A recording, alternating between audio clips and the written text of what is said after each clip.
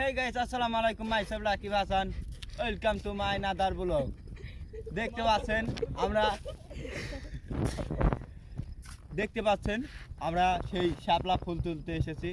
তো আমাদের জাতীয় ফুল শাপলা ফুল আমরা দেখতে যতটা না সুন্দর, খেতে তার ছাড়া বেশি সুন্দর।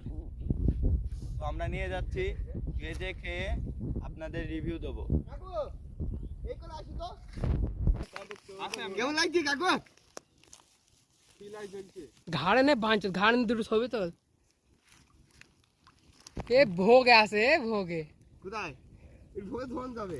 তাহলে ফাঁকাড়ে দেখে একবার জাল জাল ছিঁড়ে যাবে, ছিঁড়ে যাবে। মাছ কই?